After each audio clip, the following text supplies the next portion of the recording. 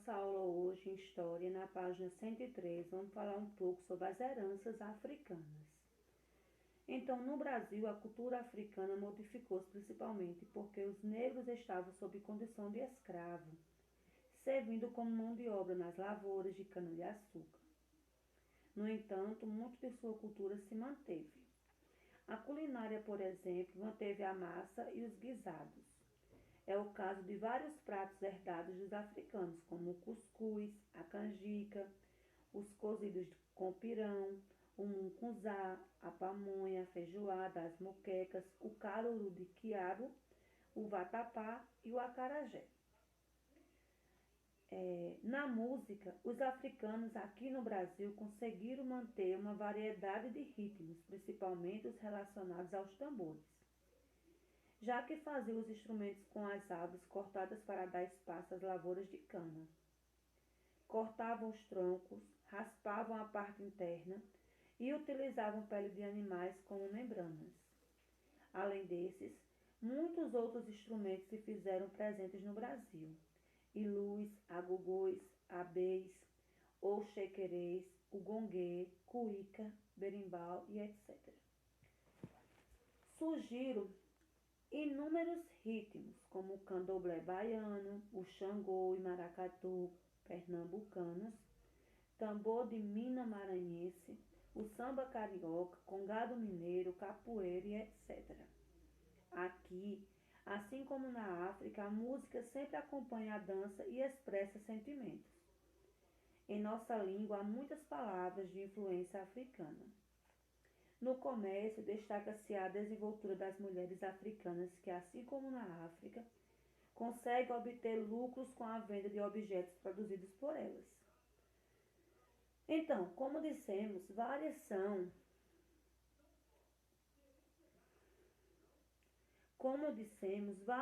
as heranças africanas em nossa sociedade nos dias de hoje. Então, veja alguns exemplos no esquema abaixo.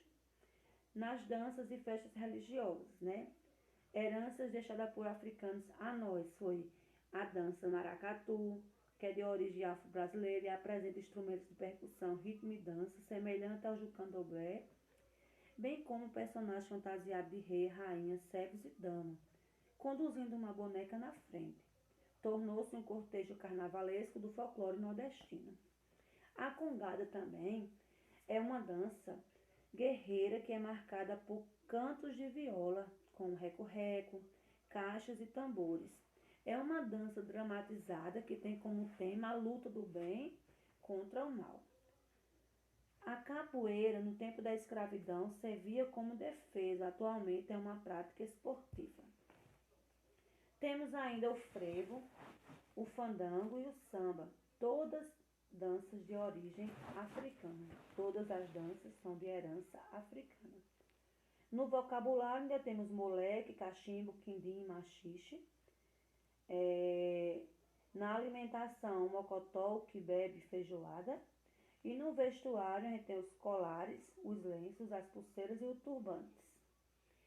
Portanto, no Brasil, os africanos procuraram preservar suas tradições e sua cultura, e mesmo com as dificuldades de sua condição de escravos, que aqueles eram escravos, mantiveram muito de sua identidade, chegando a integrá-la à cultura brasileira.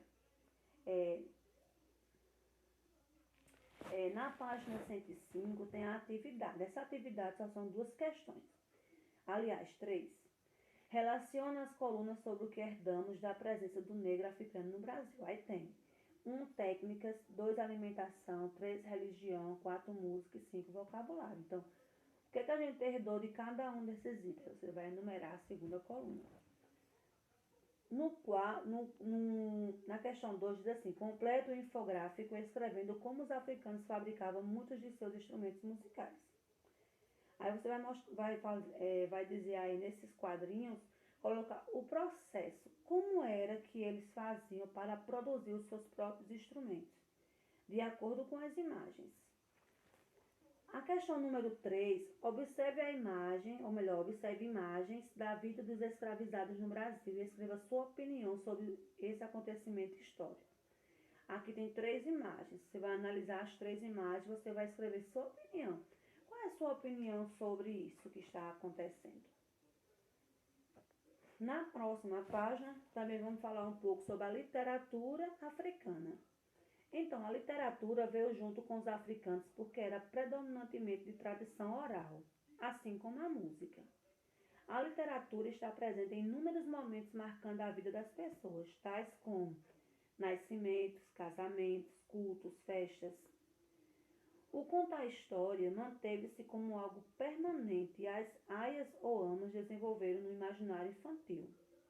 Muitas dessas histórias trazidas com a oralidade. A literatura africana, assim como a indígena, está baseada também na oralidade. Ou seja, a contação, o falar, é o fator determinante. A produção literária com essa característica em geral associa a poesia à música.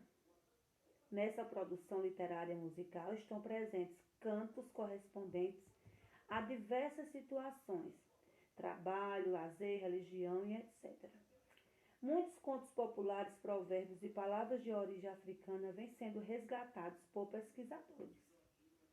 Mas se conservam também cantos tradicionais, tanto de natureza histórica e religiosa, como recreativos e de provocações. São comuns ainda os cantos com desafio entre dois participantes, ao som de viola, rabeca, ganzá, pandeiro e outros instrumentos de percussão ligeira. Há uma grande variedade de gêneros, que talvez supere a quantidade de gêneros de poesia escrita praticada no Ocidente europeizado. Então, algumas curiosidades, né? Entre as várias etnias que foram trazidas para o Brasil, existia uma parte dos africanos que praticava a religião muçulmana. Os malês, palavra de origem africana, Yoruba, e que significa muçulmano. Eles eram escravos africanos islâmicos que sabiam ler e escrever. Deixaram vários registros de estadia no Brasil e tinha como literatura sagrada os textos do Corão ou Alcorão.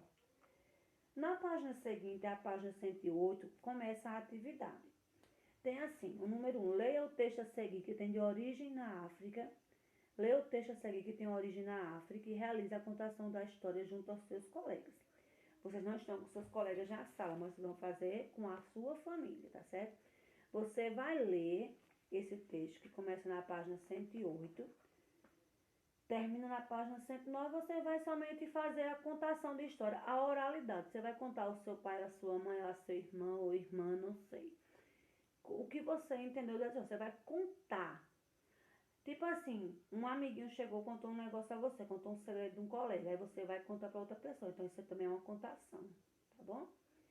A questão número 2, você vai assinalar um V para o que for verdadeiro e F para o que for falso. A número 3 é pesquisar uma música sobre a cultura africana e escrever o nome dela no quadro e ilustrar. Lembre, quando a gente vai ilustrar, a gente vai criar o desenho, a gente vai também pintar. E a número 4 diz assim, reflita sobre o motivo de o vovô Ussamané ter contado a história da moça e da serpente, registrando sua opinião sobre essa tradição que ainda existe em alguns lugares na África. Esse texto que ele está relacionando aqui o número 4, é o texto que está no número 1, viu? Então, quando você lê, você vai entender. Questão 5. Que motivos levaram a moça a se casar com a serpente? Então, também é do texto da questão número 1. E 6. As palavras abaixo são de origem africana. Pesquisa no dicionário o significado de cada uma. Depois, escolha 2 delas e forme uma frase. Ok? Então, boa aula. Um beijo, fica com Deus.